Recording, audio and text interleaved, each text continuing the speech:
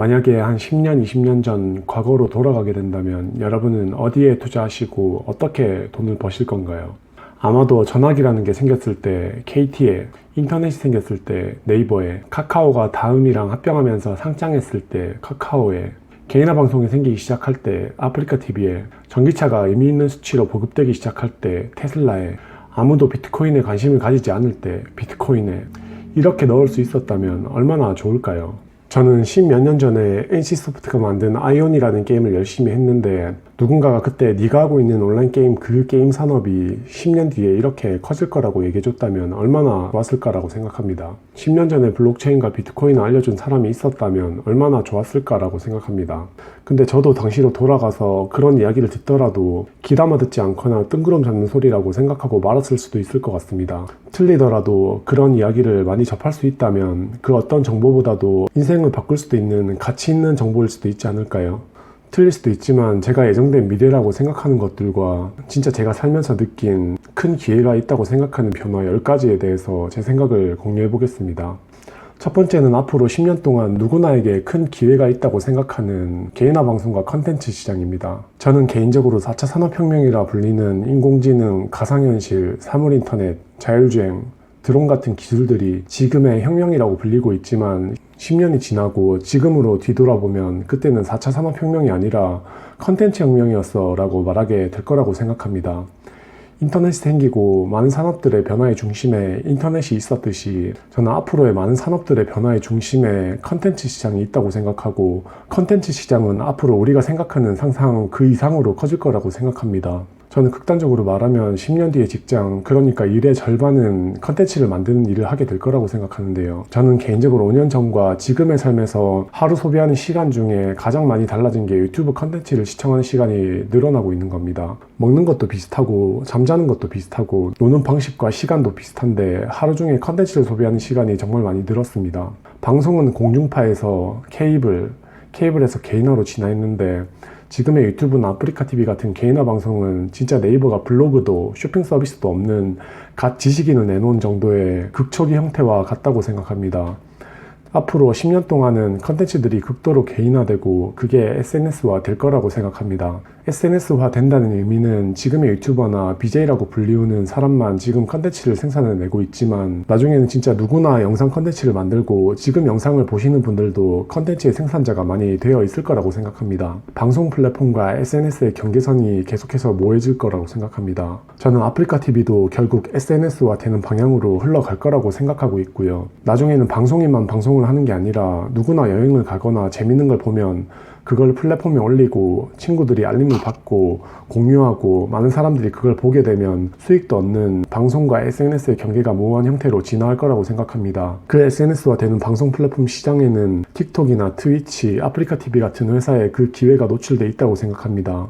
이 극도로 고도화되는 개인화 방송이라는 거대한 패러다임을 잡고 있는 회사는 유튜브를 갖고 있는 구글, 중국의 비리비리 같은 회사들인데 저는 이 회사들이 앞으로 10년 평균적인 다른 회사들보다 높은 성장을 할 수밖에 없다고 생각합니다. 구글은 지금 시총이 세계 5위 정도이지만 10년 안에 1, 2위까지도 될 수 있는 그렇게 가치를 줄 수밖에 없는 회사라고 생각합니다. 그리고 중국의 비리비리도 미국에 상장된 중국판 유튜브인데 유튜브가 성장하는 만큼 이 회사도 같은 비율로 성장할 수밖에 없는 구조를 갖고 있다고 생각합니다. 기회가 되면 비리비리에 대한 영상도 업로드 해보겠습니다. 두 번째는 이제는 공감하실 분들이 많이 계실 것 같은데 카카오 시총이 100조가 되는 것, 그게 당연한 예정된 미래라고 생각합니다. 근데 예전에 카카오가 시총 8조 정도 할 때 제가 투자를 하면서 카카오가 20조가 되는 게 예정된 미래라고 글을 쓴 적이 있습니다. 이게 정말 당연한 이야기 같았는데도 생각외로 부정적으로 보는 사람들이 당시에 정말 많았습니다.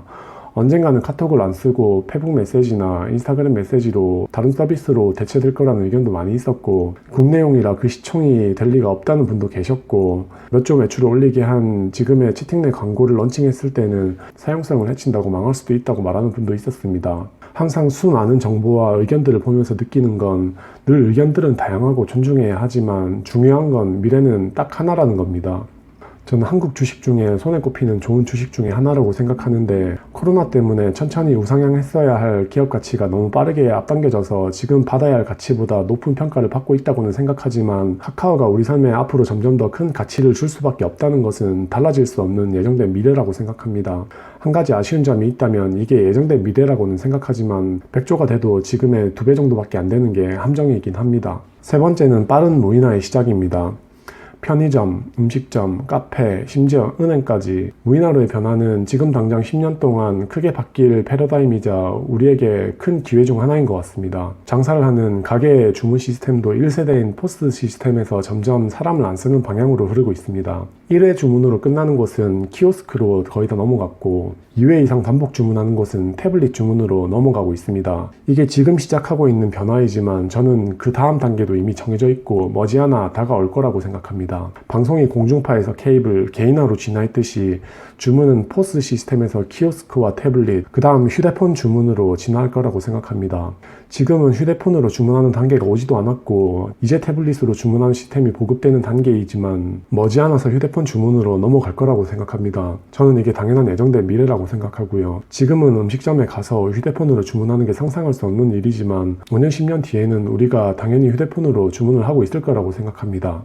그리고 제가 살았던 건물 지하에도 사람이 없는 무인 편의점이 생겼습니다. 이 무인화의 변화도 컨텐츠 시장과도 이어져 있습니다. 지금 사람들이 하는 일 중에 반복적인 업무들은 대부분 무인화되고 사람들은 기계나 AI가 대신하는 만큼 우리가 더 많은 소비를 하게 되는 컨텐츠 시장 같은 곳으로 일터가 많은 비율로 바뀌어질 거라고 생각합니다. 최저시급은 계속 오를 수밖에 없고 무인화는 미래 어느 순간부터 변하는 게 아니라 지금 당장부터 앞으로 10년 동안 크게 변할 수밖에 없는 시장이라고 생각합니다. 이 무인화 시장의 가능성을 미리 읽은 제 친한 동생은 태블릿 주문 시스템을 만들었고 1위 회사가 됐고 큰 부를 가져가고 있습니다. 앞으로도 이 무인화 시장에서는 너무나 많은 기회들이 있을 거라고 생각합니다. 네 번째는 일하는 방식의 변화에 우리에게 큰 기회가 있다고 생각합니다. 제가 창업하고 매각했던 회사가 속해 있는 시장입니다. 5년, 10년 뒤에는 9시에 출근해서 6시에 퇴근하는 모습이 마치 90년대 토요일까지 일하던 모습을 보는 것처럼 구시대적으로 느껴질 겁니다. 지금 당장 직장의 모습이 갑작스럽게 내일 아침에 바로 바뀌진 않겠지만 점점 더 빠르게 정규직 같은 개념의 의미는 퇴색될 거고 기계 형태나 일하는 시간이 유동적인 프리랜서 형태로 빠르게 변화해 나갈 겁니다. 저는 개인적으로 이 시장에 제2의 아마존이나 테슬라 같은 회사가 하나 있다고 생각합니다. 저도 일부 금액을 투자를 했고 코로나 때문에 테슬라보다도 높은 주가 상승을 하기도 했고 지금은 너무 높은 평가를 받고 있어서 좋은 가격대가 왔다고 생각되면 그때 회사에 대해서 영상으로 만들어서 업로드 해보겠습니다. 아무튼 일하는 방식의 변화 안에 우리 인생을 바꿀 만한 큰 기회가 있다고 생각합니다. 다섯 번째는 양방향 쇼핑입니다. 쇼핑은 우리가 가장 돈을 많이 쓰고 있는 카테고리이기도 합니다. 쇼핑에서 앞으로 가장 중요한 변화가 뭘까요? 저는 일방향 쇼핑에서 양방향으로 가는 흐름이 앞으로 커머스 시장의 핵심이 될 거라고 생각하는데요. 예전에는 쇼핑몰이나 매장이 디스플레이를 쭉 해놓고 구매자들에게 그것을 팔았다고 하면 앞으로는 우리가 컨텐츠를 소비하거나 개인화된 일상 속에 쇼핑 정보가 자연스럽게 녹아있고 우리가 그것을 소비하게 되는 것이 앞으로의 쇼핑 시장의 큰 변화이자 핵심이라고 생각합니다. 예를 들어보자면 자취남이라는 유튜브 채널이 있는데요.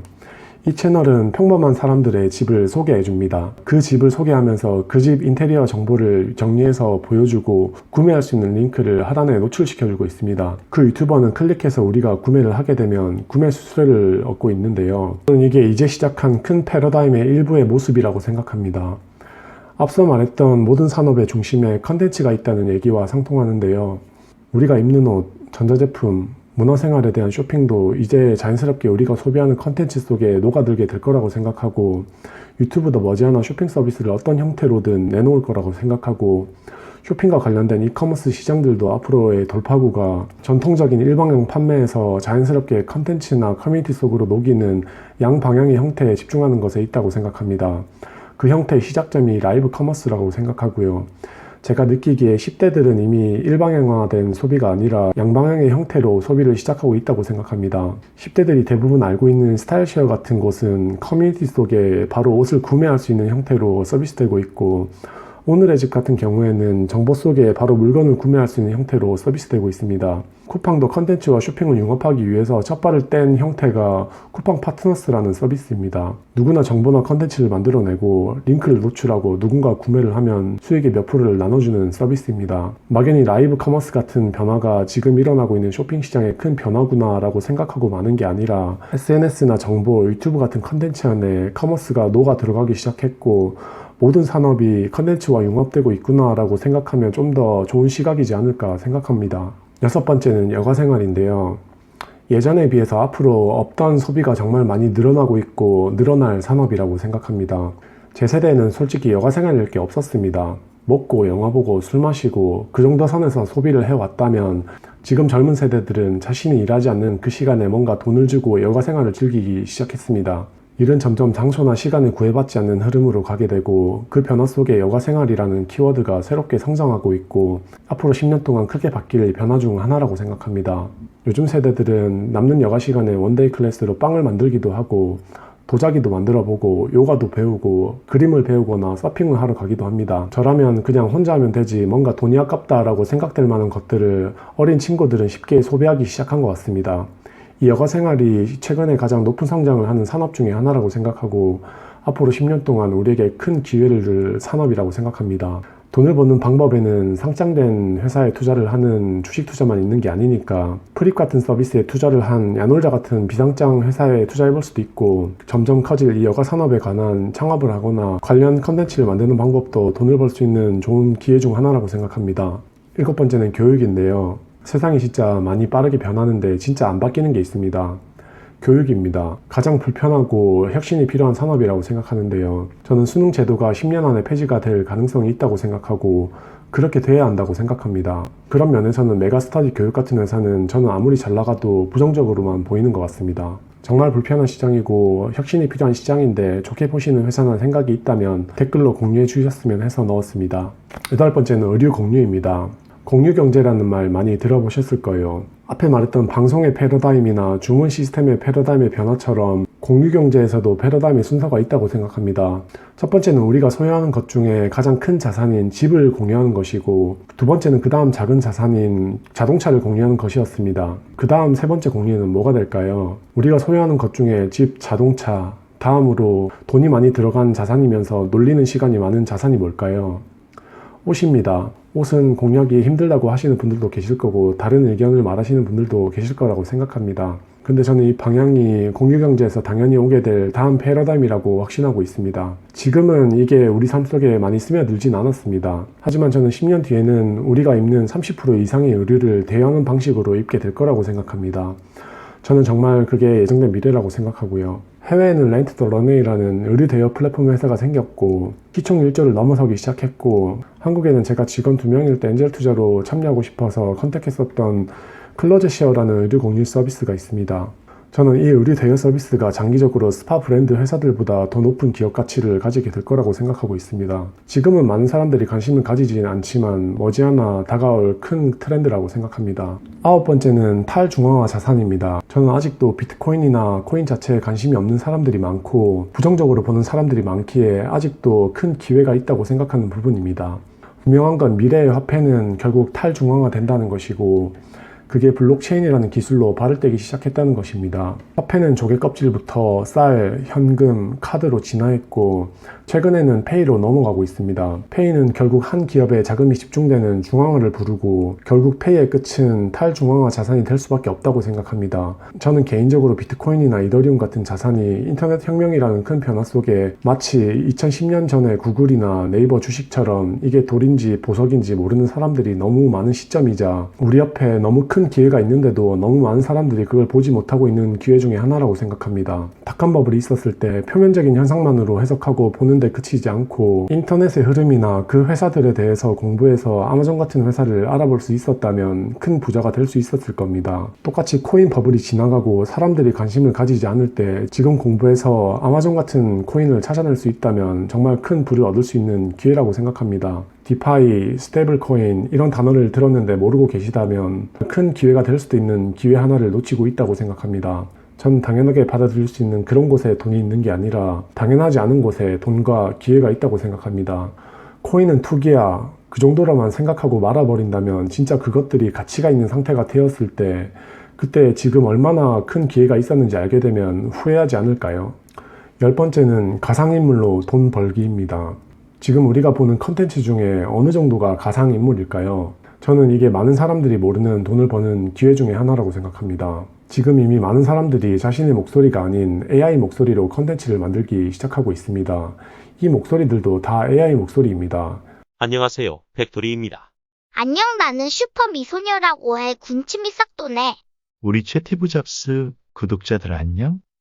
이런 영상 보신 적 있으신가요? 어이, 저 따라서 비트코인 했다가 피본 사람 많죠. 나는 돈이 많으니까 상관없는데 여러분은 조심하셔야 해. 테슬라 주식 얼른 사. 화성 갈 거니까. 그리고 최근에 강남역에 갔더니 이런 광고도 있더라고요. 매드몬스터라는 가상의 아이돌 그룹입니다. 이제 캐릭터를 가질 수 있고 어그로만 잘 끌 수 있으면 누구나 스타가 될 수도 있고 유명인이 될 수도 있습니다. 유사한 관련 기술로 딥페이크 기술이 있는데 저는 딥페이크 기술 자체보다 가상의 인물로 컨텐츠를 만들거나 돈을 벌 수 있는 시장이 열렸다는 것을 말하고 싶습니다. 그리고 지금은 아직 그렇게 하고 있진 않지만 딥페이크 기술은 연예인이나 유명인이 자신이 직접 가서 촬영을 하지 않아도 되는 시점이 오게 만들 거고 그 캐릭터를 이용할 수 있게 계약만 하면 되는 시점이 오고 그 초상권을 관리하는 엔터테인먼트사도 머지않아 생길 거라고 생각합니다. 이런 류의 가상의 인물로 돈을 벌 수 있는 시장이 열리기 시작했고 돈을 벌 수 있는 큰 시장이 열렸는데도 많은 사람들이 스마트 스토어 이런 것만 하는 것 같다는 생각이 듭니다. 저도 테스트로 제 얼굴도 목소리도 나오지 않는 채널을 만들어서 AI 목소리로 간단하게 영상을 만들어 봤는데 지금 보시는 제 채널은 평균적으로 제 영상 하나에 댓글이 50개도 안 달리는데 그 채널은 영상 하나에 1000개 정도의 댓글이 달리기도 했습니다. 아무튼 저는 앞으로 광고나 컨텐츠 안에서 우리가 점점 더 가상인물을 보는 비율이 급격하게 늘어날 거라 생각하고